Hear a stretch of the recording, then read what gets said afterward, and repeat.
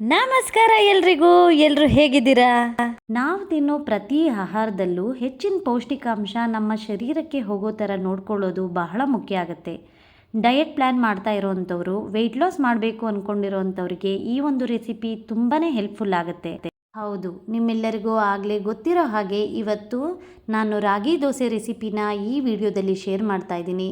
ನಾನು ಈ ವಿಡಿಯೋದಲ್ಲಿ ತೋರಿಸಿರೋ ಅಳತೆಯಲ್ಲೇ ನೀವು ಮಾಡಿಕೊಂಡ್ರೆ ರಾಗಿ ದೋಸೆ ತುಂಬ ಕ್ರಿಸ್ಪಿಯಾಗಿ ಬರುತ್ತೆ. ಈ ಒಂದು ರೆಸಿಪಿಗೆ ನಾನು ಹಿಂದಿನ ದಿನ ಹೇಗೆ ಪ್ರಿಪ್ರೇಷನ್ ಮಾಡಿಕೊಂಡೆ ಅಂತ ಈಗ ನೋಡೋಣ. ಮೊದಲಿಗೆ ನಾನು 1 ಕಪ್ನಷ್ಟು ರಾಗಿ, 1/4 ಕಪ್ನಷ್ಟು ಉದ್ದಿನಬೇಳೆ, 1 ಟೇಬಲ್ ಸ್ಪೂನ್ನಷ್ಟು ಮೆಂತ್ಯನ ಹಾಕ್ಕೊಂಡು ಚೆನ್ನಾಗಿ ತೊಳ್ಕೊತಾ ಇದ್ದೀನಿ. ಹಿಚ್ಕಿ ತೊಳಿಬೇಕಾಗತ್ತೆ. ಅದರಲ್ಲಿರುವಂತಹ ಸಿಪ್ಪೆ ಎಲ್ಲ ಚೆನ್ನಾಗಿ ಬಿಟ್ಕೊಂಡು ನೀಟಾಗಿ ಒಂದು 2ರಿಂದ 3 ಸರಿನಾದರೂ ಚೆನ್ನಾಗಿ ತೊಳೆದು ಇಟ್ಕೋಬೇಕಾಗತ್ತೆ. 3ರಿಂದ 4 ಸಾರಿನಾದರೂ ಚೆನ್ನಾಗಿ ತೊಳ್ಕೊಂಡಿದ್ದ ನಂತರ ಅದ್ರ ತುಂಬ ನೀರನ್ನು ಹಾಕಿಬಿಟ್ಟು 6 ಗಂಟೆನಾದರೂ ಇದನ್ನು ನೆನೆಯೋಕೆ ಬಿಡಬೇಕಾಗತ್ತೆ. ಚೆನ್ನಾಗಿ ನೆನಿಬೇಕು ರಾಗಿ ಉದ್ದಿನಬೇಳೆ ಎಲ್ಲ. ಈಗ ಚೆನ್ನಾಗಿ ನೆಂದಿದೆ ನೋಡಿ. ಆಲ್ಮೋಸ್ಟ್ 6 to 7 ಅವರ್ಸ್ ನಾನು ನೆನೆಸಿದ್ದೆ. ಇಷ್ಟು ಚೆನ್ನಾಗಿ ನೆಂದಿದೆ. ಈಗ ನೆಂದಿರೋಂತಹ ರಾಗಿ ಉದ್ದಿನಬೇಳೆ ಎಲ್ಲದನ್ನು ನಾನು ಮಿಕ್ಸಿ ಜಾರಿಗೆ ಹಾಕ್ಕೊಂಡು ಮಾಮೂಲಿ ನಾವು ಅಕ್ಕಿ ದೋಸೆಗೆಲ್ಲ ರುಬ್ಕೋತೀವಲ್ಲ ಅದೇ ರೀತಿ ರುಬ್ಕೋಬೇಕಾಗತ್ತೆ. ನೀವು ಅವಲಕ್ಕಿನೇನಾದರೂ ಬಳಸೋದಾದರೆ 1/2 ಕಪ್ನಷ್ಟು ಅವಲಕ್ಕಿನ ರಾಗಿನ ನೆನೆಸೋ ಟೈಮ್ನಲ್ಲೇ ಹಾಕಿಬಿಟ್ಟು ಅದ್ರ ಜೊತೆಗೆ ನೆನೆಯೋಕೆ ಬಿಡಬೇಕಾಗತ್ತೆ. ನಾನು ಅವಲಕ್ಕಿನ ಹಾಕ್ತಾಯಿಲ್ಲ. 1/2 ಕಪ್ನಷ್ಟು ನಾನು ಮಿಕ್ಕಿರೋ ಅಂತಹ ಅನ್ನನ ಹಾಕೋತಾ ಇದ್ದೀನಿ. ಅನ್ನ ಎಷ್ಟೇ ಮಾಡಿದ್ರೂ ಮಿಕ್ಕುತ್ತೆ. ಅದರಲ್ಲಿ ಒಂದು 1/2 ಕಪ್ನಷ್ಟು ಅನ್ನನ ಹಾಕಿ ಅದಕ್ಕೆ 1/2 ಗ್ಲಾಸ್ನಷ್ಟು ನೀರನ್ನು ಹಾಕಿಬಿಟ್ಟು ಈ ರೀತಿ ಸಣ್ಣದಾಗಿ ರುಬ್ಕೋತಾ ಇದ್ದೀನಿ. ನಾವು ಅಕ್ಕಿ ದೋಸೆನೆಲ್ಲ ರುಬ್ತೀವಲ್ಲ ಅದೇ ರೀತಿಲಿ ರುಬ್ಕೋಬೇಕಾಗತ್ತೆ. 1 ಗ್ಲಾಸ್ನಷ್ಟು ನೀರನ್ನ ಜಾರ್ಗೆ ಹಾಕ್ಕೊಂಡು ಜಾರನ್ನ ಚೆನ್ನಾಗಿ ತೊಳೆದು ಆ ನೀರನ್ನು ಕೂಡ ಹಿಟ್ಟಿಗೆ ಹಾಕ್ಕೊಂಡು ಈ ರೀತಿ ಚೆನ್ನಾಗಿ ಮಿಕ್ಸ್ ಮಾಡ್ಕೊಳ್ಳಿ. ಕೈಯಲ್ಲಿ ಮಿಕ್ಸ್ ಮಾಡಿದ್ರೆ ಚೆನ್ನಾಗಿ ಉದುಗ್ ಬರುತ್ತೆ. ಹಾಗಾಗಿ ಕೈಯಲ್ಲೇ ಚೆನ್ನಾಗಿ ಮಿಕ್ಸ್ ಮಾಡಿಕೊಂಡು ಒಂದು 8 ಅವರ್ಸ್ ಆದರೂ ಅದನ್ನು ಫರ್ಮೆಂಟ್ ಆಗೋಕ್ಕೆ ಬಿಡಬೇಕಾಗತ್ತೆ. ಈಗ ಬೆಳಗ್ಗೆ ಎದ್ದು ನೋಡ್ತಾ ಇದ್ದೀವಿ ನೋಡಿ ಎಷ್ಟು ಚೆನ್ನಾಗಿ ಫರ್ಮೆಂಟ್ ಆಗಿದೆ ಅಂತ. ಈಗ ರುಚಿಗೆ ಎಷ್ಟು ಬೇಕೋ ಅಷ್ಟು ಉಪ್ಪನ್ನು ಹಾಕ್ಕೊಂಡು ಚೆನ್ನಾಗಿ ಮಿಕ್ಸ್ ಮಾಡಿ ಇಟ್ಕೊಳ್ಳಿ. ಇಲ್ಲಿ ಕಾದಿರೋಂಥ ಹಂಚಿಗೆ ನಾನು 1 ಟೇಬಲ್ ಸ್ಪೂನಷ್ಟು ಎಣ್ಣೆನ ಹಾಕ್ಕೊಂಡು ಹಾಗೆ ಅದನ್ನು ಸರ್ವ್ಕೋತಾ ಇದ್ದೀನಿ. ಹಂಚು ಚೆನ್ನಾಗಿ ಕಾಯಬೇಕು. ನಂತರ ಇಲ್ಲಿ ಹಿಟ್ಟನ್ನು ಹಾಕ್ಕೊಂಡು ಚೆನ್ನಾಗಿ ಹಾಗೆ ಸ್ಪ್ರೆಡ್ ಮಾಡ್ಕೋತಾ ಇದ್ದೀನಿ. ನೋಡಿ ಫರ್ಮೆಂಟ್ ಎಷ್ಟು ಚೆನ್ನಾಗಿ ಆಗಿದೆ ಅಂತ ಇದರಲ್ಲೇ ಗೊತ್ತಾಗುತ್ತೆ. ತೂತಗಳು ನೋಡಿ ಹೇಗೆ ಬರ್ತಾ ಇದೆ ಅಂತ. ಈ ರೀತಿ ಬಂದರೆ ಕ್ರಿಸ್ಪಿಯಾಗಿ ಚೆನ್ನಾಗಾಗುತ್ತೆ ದೋಸೆ.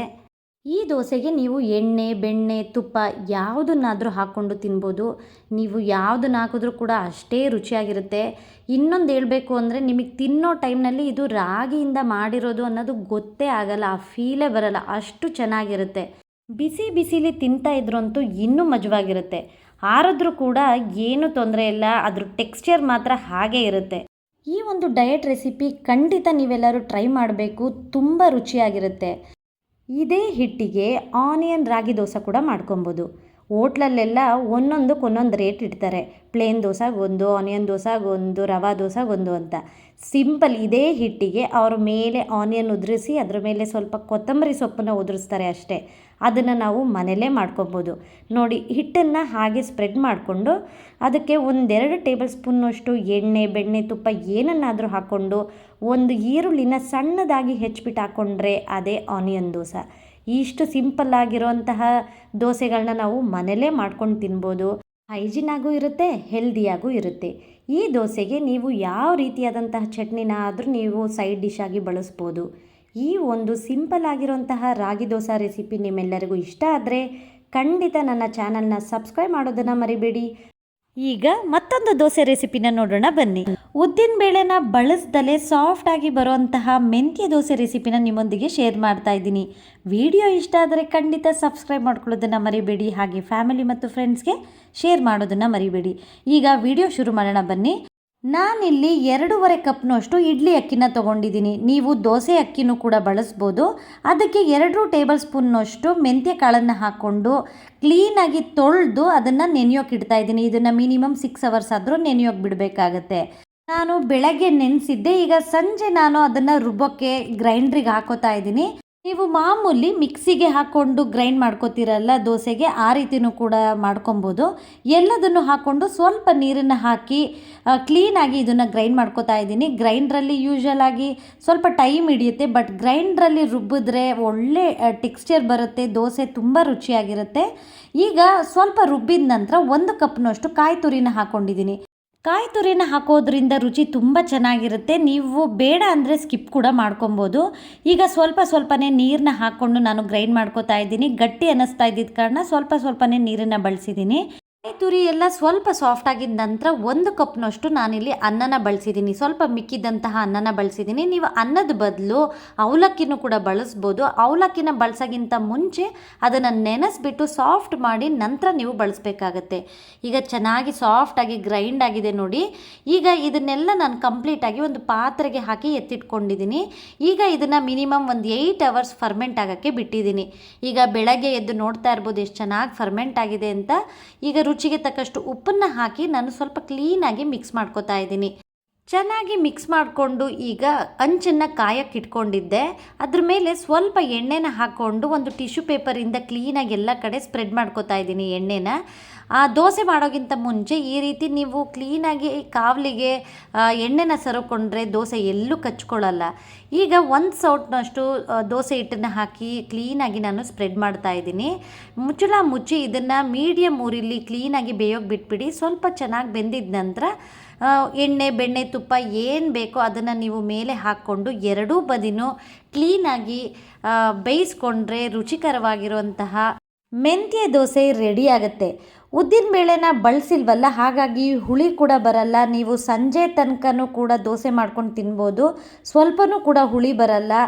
ಮೆಂತ್ಯ ನಮ್ಮ ದೇಹಕ್ಕೆ ಎಷ್ಟು ತಂಪು ಅಂತ ಎಲ್ರಿಗೂ ಗೊತ್ತು. ಈ ರೀತಿಯಾಗಿ ಒಂದಲ್ಲ ಒಂದು ರೀತಿಲಿ ನಾವು ಮೆಂತ್ಯನ ಬಳಸಿದ್ರೆ ಬಾಡಿ ಕೂಡ ತಂಪಾಗಿರುತ್ತೆ.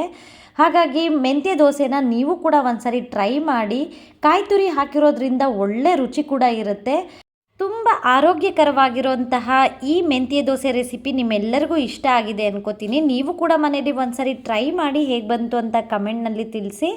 ಒಂದೇ ರೀತಿಯಾಗಿರುವಂತಹ ದೋಸೆನ ಮಾಡೋದ್ರಲ್ಲೇ ಸ್ವಲ್ಪ ಡಿಫ್ರೆಂಟಾಗಿ ಮಾಡ್ಕೊಂಡು ತಿಂದರೆ ಆರೋಗ್ಯಕ್ಕೂ ಕೂಡ ತುಂಬ ಒಳ್ಳೆಯದು, ಬಾಯಿಗೂ ಕೂಡ ರುಚಿ ಅನಿಸುತ್ತೆ. ಇದಕ್ಕೆ 2 ರೀತಿಯಾಗಿರುವಂತಹ ಚಟ್ನಿ ರೆಸಿಪಿನ ನಿಮ್ಮೊಂದಿಗೆ ಶೇರ್ ಮಾಡ್ತಾ ಇದ್ದೀನಿ. ಮಿಕ್ಸಿ ಜಾರಿಗೆ 3 ಟೇಬಲ್ ಸ್ಪೂನ್ನಷ್ಟು ಕಡಲೆ ಬೀಜ, 2 ಟೇಬಲ್ ಸ್ಪೂನ್ನಷ್ಟು ಕಡಲೆಬೇಳೆನ ಕ್ಲೀನಾಗಿ ಫ್ರೈ ಮಾಡಿ ಹಾಕ್ಕೊಂಡಿದ್ದೀನಿ. ಹಾಗೆ 3 ಒಣಮೆಣಸಿನ್ಕಾಯಿ, ಸ್ವಲ್ಪ ಹುಣಸೆಹಣ್ಣು, 2 ಪೀಸ್ ಶುಂಠಿ, ಸ್ವಲ್ಪ ಕೊತ್ತಂಬರಿ ಸೊಪ್ಪು ಹಾಗೆ ಉಪ್ಪನ್ನು ಹಾಕಿ ಸ್ವಲ್ಪ ನೀರನ್ನು ಹಾಕಿ ಫೈನ್ ಪೇಸ್ಟ್ ಮಾಡಿ ಇಟ್ಕೊಂಡಿದ್ದೀನಿ. ಈಗ ಅದೇ ಮಿಕ್ಸಿ ಜಾರ್ಗೆ 1 ಕಪ್ನಷ್ಟು ಕಾಯಿ ತುರಿ, ಹಸಿಮೆಣಸಿನ್ಕಾಯಿ, ಶುಂಠಿ, ಚೂರು ಹುಣಸೆಹಣ್ಣು ಹಾಗೆ 2 ಟೇಬಲ್ ಸ್ಪೂನ್ನಷ್ಟು ಕಡಲೆನ ಹಾಕ್ಕೊಂಡು ಅದನ್ನು ಗ್ರೈಂಡ್ ಮಾಡಿ ಕಾಯಿ ಚಟ್ನಿನ ರೆಡಿ ಮಾಡಿ ಇಟ್ಕೊಂಡಿದ್ದೀನಿ. ಈಗ ಕಡಲೆ ಬೀಜದ ಚಟ್ನಿ ಹಾಗೆ ಕಾಯಿ ಚಟ್ನಿ ಮೇಲೆ ನಾನಿಲ್ಲಿ ಒಗ್ಗರಣೆನ ಹಾಕೋತಾ ಇದ್ದೀನಿ. ಈ ದೋಸೆಗೆ ನೀವು ಯಾವ ಚಟ್ನಿ ಕಾಂಬಿನೇಷನ್ ಆದರೂ ಬಳಸ್ಬೋದು. ಸೂಪರ್ ಸ್ಪಾಂಜಿ ಆಗಿರುವಂತಹ ಈ ಮೆಂತ್ಯ ದೋಸೆ ರೆಸಿಪಿ ನಿಮ್ಮೆಲ್ಲರಿಗೂ ಇಷ್ಟ ಆಗಿದ್ದರೆ ಖಂಡಿತ ಸಬ್ಸ್ಕ್ರೈಬ್ ಮಾಡ್ಕೊಳ್ಳಿ. ಈಗ ಮತ್ತೊಂದು ಮೃದುವಾಗಿರುವಂತಹ ದೋಸೆನ ಹೇಗೆ ಮಾಡೋದು ಅಂತ ಈಗ ನೋಡೋಣ ಬನ್ನಿ. ಬೆಳಗ್ಗೆ ಎದ್ದು ಕೂಡಲೇ ಬರೋಂತಹ ಮೊದಲನೇ ಯೋಚನೆ ಅಂದರೆ ಇವತ್ತು ಏನು ತಿಂಡಿ ಮಾಡೋದಪ್ಪ ಅಂತ. ದಿಢೀರಂತ ಈಸಿಯಾಗಿರುವಂತಹ ಇನ್ಸ್ಟೆಂಟಾಗಿ ಮಾಡುವಂತಹ ರೆಸಿಪಿಗಳು ನೆನಪಾಗ್ಬಿಟ್ರೆ ಎಷ್ಟು ಚೆನ್ನಾಗಿರುತ್ತಲ್ವ. ಅಂಥದ್ದೇ ಒಂದು ಇನ್ಸ್ಟ್ಯಾಂಟ್ ಟೊಮ್ಯಾಟೊ ದೋಸೆ ರೆಸಿಪಿನ ನಿಮ್ಮೊಂದಿಗೆ ಶೇರ್ ಮಾಡ್ತಾ ಇದ್ದೀನಿ. ಈ ವಿಡಿಯೋ ಇಷ್ಟ ಆದರೆ ಸಬ್ಸ್ಕ್ರೈಬ್ ಮಾಡ್ಕೊಳ್ಳೋದನ್ನು ಮಾತ್ರ ಮರಿಬೇಡಿ. ಈಗ ವಿಡಿಯೋ ಶುರು ಮಾಡೋಣ ಬನ್ನಿ. ಮೊದಲಿಗೆ 3 ಟೊಮೊಟೊನ, ಮೀಡಿಯಮ್ ಸೈಜ್ ಟೊಮೊಟೊನ ತೊಗೊಂಡಿದ್ದೀನಿ, ಕಟ್ ಮಾಡಿ ಇಟ್ಕೊಂಡಿದ್ದೀನಿ. ಅದನ್ನು ಮಿಕ್ಸಿ ಜಾರ್ಗೆ ಹಾಕೋತಾ ಇದ್ದೀನಿ. 3 ಮೀಡಿಯಮ್ ಸೈಜಿನ ಟೊಮೊಟೊನ ತೊಗೊಂಡಿದ್ದೀನಿ. ಇಲ್ಲಿ ದೊಡ್ಡದಾದರೆ 2 ತೊಗೊಳ್ಳಿ ಸಾಕಾಗುತ್ತೆ. ಇಲ್ಲಿ 2 ಇಂಚಿನ ಶುಂಠಿನ ಹಾಕ್ಕೊಂಡಿದ್ದೀನಿ. ಹಾಗೆ 1 ಟೇಬಲ್ ಸ್ಪೂನ್ ಕಾಶ್ಮೀರಿ ಚಿಲ್ಲಿ ಪೌಡರ್ನ ಹಾಕ್ಕೊಂಡಿದ್ದೀನಿ. ಚಿಲ್ಲಿ ಪೌಡರ್ ಖಾರ ಇರಲ್ಲ, ಜಸ್ಟ್ ಕಲ್ಲರಿಗೆ ಹಾಕ್ಕೊಂಡಿರೋ ಅಂಥದ್ದು. ಎಲ್ಲದನ್ನು ಫೈನಾಗಿ ಗ್ರೈಂಡ್ ಮಾಡಿ ಅದನ್ನು ಒಂದು ಬೌಲ್ಗೆ ಹಾಕ್ಕೊಂಡಿದ್ದೀನಿ. ಈಗ ಇದಕ್ಕೆ 1 ಕಪ್ನಷ್ಟು ಅಕ್ಕಿ ಹಿಟ್ಟು, ಅರ್ಧ ಕಪ್ ಗೋಧಿ ಹಿಟ್ಟು ಹಾಗೆ 2 ರಿಂದ 3 ಟೇಬಲ್ ಸ್ಪೂನ್ನಷ್ಟು ರವೆನ ಹಾಕೋತಾ ಇದ್ದೀನಿ. ಬಾಂಬೆ ರವೆ ಹಾಕ್ಕೊಂಡಿದ್ದೀನಿ. ಹಾಗೆ ಒಂದೇ ಒಂದು ಹಸಿಮೆಣಸಿನ್ಕಾಯಿನ ಸಣ್ಣದಾಗಿ ಕಟ್ ಮಾಡಿ ಹಾಕ್ಕೊಂಡಿದ್ದೀನಿ. ಸ್ವಲ್ಪ ಕೊತ್ತಂಬರಿ ಸೊಪ್ಪು ಹಾಗೆ ರುಚಿಗೆ ತಕ್ಕಷ್ಟು ಉಪ್ಪನ್ನು ಹಾಕ್ಕೊಂಡು ಮಿಕ್ಸಿ ಜಾರಿಗೆ ಒಂದು ಅರ್ಧ ಗ್ಲಾಸ್ನಷ್ಟು ನೀರನ್ನು ಹಾಕಿ ಅದರಲ್ಲಿರುವಂತಹ ಪೇಸ್ಟ್ನೆಲ್ಲ ಕ್ಲೀನಾಗಿ ರಿನ್ಸ್ ಮಾಡಿಬಿಟ್ಟು ಅದನ್ನು ಕೂಡ ಹಾಕ್ಕೊಂಡು ವಿಸ್ಕರಿಂದ ಕ್ಲೀನಾಗಿ ಮಿಕ್ಸ್ ಮಾಡ್ಕೋತಾ ಇದ್ದೀನಿ. ಗಂಟಿಲ್ಲದೆ ಇರೋ ರೀತಿಲಿ ಕ್ಲೀನಾಗಿ ಮಿಕ್ಸ್ ಮಾಡ್ಕೊಳ್ಳಿ. ನೀರನ್ನು ಒಂದೇ ಸರಿ ಹಾಕೊಳ್ಳೋಕೆ ಹೋಗ್ಬಿಡಿ, ಸ್ವಲ್ಪನೇ ನೋಡಿಕೊಂಡು ನೀರನ್ನು ಹಾಕ್ಕೋಬೇಕಾಗತ್ತೆ. ಮಾಮೂಲಿ ದೋಸೆ ಹದ ಬ್ಯಾಟರ್ ಇರುತ್ತಲ್ಲ, ಆ ಹದಕ್ಕೆ ಇದನ್ನು ಕಲಿಸ್ಕೋಬೇಕಾಗತ್ತೆ. ಹಾಗಾಗಿ ನೀರನ್ನು ನೋಡಿಕೊಂಡು ಕ್ಲೀನಾಗಿ ಮಿಕ್ಸ್ ಮಾಡ್ಕೊಳ್ತಾ ಹೋಗಿ. ಇನ್ನೂ ಸ್ವಲ್ಪ ಗಟ್ಟಿ ಇದೆ ಅನ್ನಿಸ್ತಾ ಇರೋ ಕಾರಣ ನಾನು ಮತ್ತೆ ಇಲ್ಲಿ 1 ಗ್ಲಾಸ್ನಷ್ಟು ನೀರನ್ನು ಬಳಸಿದ್ದೀನಿ. ಟೋಟಲಾಗಿ 2ರಿಂದ 2.5 ಗ್ಲಾಸ್ನಷ್ಟು ನೀರನ್ನು ಹಾಕ್ಕೊಂಡಿದ್ದೀನಿ. ಒಂದೇ ರೀತಿಯಾಗಿರೋಂತಹ ದೋಸೆನ ಮಾಡೋದ್ರಿಗಿಂತ ಈ ರೀತಿ ಡಿಫ್ರೆಂಟಾಗಿ ಇನ್ಸ್ಟೆಂಟಾಗಿ ಮಾಡಿಕೊಂಡ್ರೆ ರುಚಿನೂ ಚೆನ್ನಾಗಿರುತ್ತೆ, ಎಲ್ಲ ಇಷ್ಟಪಟ್ಟು ಕೂಡ ತಿಂತಾರೆ. ಈಗ ಅದನ್ನು ಮುಚ್ಚಿ ಒಂದು 10 ನಿಮಿಷ ಅದನ್ನು ನೆನೆಯೋಕ್ಕೆ ಬಿಟ್ಬಿಡಿ. ಯಾಕೆಂದರೆ ರವೆ ಹಾಕಿರೋದ್ರಿಂದ ಸ್ವಲ್ಪ ನೆನಿಬೇಕಾಗತ್ತೆ. ನಂತರ 1 ಟೇಬಲ್ ಸ್ಪೂನಷ್ಟು ಜೀರಿಗೆನ ಹಾಕ್ಕೊಂಡು ಕ್ಲೀನಾಗಿ ಈಗ ಮಿಕ್ಸ್ ಮಾಡ್ಕೊತಾ ಇದ್ದೀನಿ. ಕನ್ಸಿಸ್ಟೆನ್ಸಿ ಇದೇ ಹದಕ್ಕೆ ಇರಬೇಕಾಗಿರುತ್ತೆ. ದೋಸೆ ಎಲ್ಲ ಮಾಡ್ತೀವಲ್ಲ, ಆ ಹದಕ್ಕೆ ಮಾಡಿ ಇಟ್ಕೊಂಡಿದ್ದೀನಿ. ಈಗ ಅಂಚನ್ನು ಕಾಯಕ್ಕೆ ಇಟ್ಕೊಂಡಿದ್ದೆ. ಹಂಚಿನ ಮೇಲೆ ಎಣ್ಣೆನ ಹಾಕ್ಕೊಂಡು ಕ್ಲೀನಾಗಿ ಸರ್ವ್ ಬಿಟ್ಟು ಅದ್ರ ಮೇಲೆ ದೋಸೆ ಬ್ಯಾಟರ್ನ ಹಾಕೋತಾ ಇದ್ದೀನಿ. 1.5 ಸೌಟ್ನಷ್ಟು ದೋಸೆ ಬ್ಯಾಟರ್ನ ಹಾಕ್ಕೊಂಡು ಅದನ್ನು ಕ್ಲೀನಾಗಿ ಸ್ಪ್ರೆಡ್ ಮಾಡ್ಕೋತಾ ಇದ್ದೀನಿ. ನಂತರ ಮುಚ್ಚಿ ಮೀಡಿಯಮ್ ಫ್ಲೇಮ್ನಲ್ಲಿ ಬೇಯಿಸ್ಕೊಂಡ್ರೆ ಸಾಫ್ಟ್ ಆಗಿರುವಂತಹ ದೋಸೆ ರೆಡಿ ಆಗುತ್ತೆ. ಇದ್ರ ಮೇಲೆ ಎಣ್ಣೆ, ಬೆಣ್ಣೆ, ತುಪ್ಪ ಏನನ್ನಾದರೂ ಹಾಕ್ಕೊಳ್ಳಿ, ರುಚಿ ಮಾತ್ರ ಅದ್ಭುತವಾಗಿರುತ್ತೆ. ಬ್ಯಾಟರ್ಗೆ ಇನ್ನೂ ಸ್ವಲ್ಪ ಜಾಸ್ತಿ ನೀರನ್ನು ಹಾಕ್ಕೊಂಡು ನೀರು ದೋಸೆ ಥರನೂ ಕೂಡ ಮಾಡ್ಕೊಬೋದು. ತೆಳುವಾಗಿ ಅಂಚಿನ ಮೇಲೆ ಬಿಟ್ಟರೆ ನೀರು ದೋಸೆ ಕೂಡ ಆಗುತ್ತೆ. ಇಲ್ಲ ಅಂದರೆ ನಾನು ತೋರಿಸ್ತಾ ಇರೋ ರೀತಿಲಿ ಸಾಫ್ಟಾಗಿ ಕೂಡ ಮಾಡ್ಕೋಬೋದು. ಮಗಚ್ಬಿಟ್ಟು ಎರಡೂ ಬದಿನೂ ಬೇಯಿಸ್ಕೊಂಡ್ರೆ ರುಚಿಯಾಗಿರುವಂತಹ ಟೊಮೆಟೊ ದೋಸೆ ರೆಡಿ ಆಗುತ್ತೆ. ಇದನ್ನು ಕಾಯಿ ಚಟ್ನಿ ಜೊತೆ, ಸಾಂಬಾರ್ ಜೊತೆ, ಯಾವುದ್ರ ಜೊತೆಗಾದರೂ ನೀವು ಕಾಂಬಿನೇಷನ್ ಮಾಡಿಕೊಂಡು ತಿನ್ಬೋದು. ತುಂಬ ಟೇಸ್ಟಿಯಾಗಿರುತ್ತೆ. ಸ್ವಲ್ಪ ಡಿಫ್ರೆಂಟ್ ಆಗಿರುವಂತಹ ರೆಸಿಪಿ. ನೀವು ಕೂಡ ಒಂದು ಸಾರಿ ಟ್ರೈ ಮಾಡಿ ಹೇಗೆ ಬಂತು ಅಂತ ಕಮೆಂಟ್ನಲ್ಲಿ ತಿಳಿಸಿ. ಕೆಲವೊಂದು ಸಾರಿ ದೋಸೆಗೆ ನೆನೆ ಹಾಕೋದು ಮರ್ತು ಬಿಡ್ತೀವಿ, ಮತ್ತು ಮಾರನೇ ದಿನ ಎದ್ಬಿಟ್ಟು ಏನು ಮಾಡೋದು ಅಂತ ಯೋಚನೆ ಮಾಡ್ತಾ ಇದ್ದಾಗ ಈ ಥರ ಇನ್ಸ್ಟೆಂಟಾಗಿ ಈಸಿಯಾಗಿ ಮಾಡ್ಕೊಳ್ಳೋ ಅಂತಹ ತಿಂಡಿಗಳನ್ನ ನಾವು ಆದಷ್ಟು ಮಾಡಿಕೊಂಡ್ರೆ ಕಷ್ಟನೂ ಅನಿಸಲ್ಲ, ಮತ್ತು ಎಲ್ಲ ಇಷ್ಟಪಟ್ಟು ಕೂಡ ತಿಂತಾರೆ. ಡಿಫ್ರೆಂಟ್ ಆಗಿರೋಂತಹ ಈ ಒಂದು ಟೊಮ್ಯಾಟೊ ದೋಸೆ ರೆಸಿಪಿ ನಿಮ್ಮೆಲ್ಲರಿಗೂ ಇಷ್ಟ ಆಗಿದೆ ಅನ್ಕೋತೀನಿ. ಇಷ್ಟ ಆಗಿದ್ದರೆ ಖಂಡಿತ ನನ್ನ ಚಾನಲ್ನ ಸಬ್ಸ್ಕ್ರೈಬ್ ಮಾಡ್ಕೊಳ್ಳೋದನ್ನು ಮರಿಬೇಡಿ. ಹಾಗೆ ಫ್ಯಾಮಿಲಿ ಮತ್ತು ಫ್ರೆಂಡ್ಸ್ಗೆ ಶೇರ್ ಮಾಡೋದನ್ನು ಮರಿಬೇಡಿ. ಮುಂದೆ ಇಂಥದ್ದೇ ಈಸಿ ಆಗಿರೋಂತಹ ರೆಸಿಪಿಯೊಂದಿಗೆ ನಿಮ್ಮನ್ನು ಭೇಟಿ ಆಗ್ತೀನಿ. ಅಲ್ಲಿವರೆಗೂ thank you for watching my video. Take care. Bye.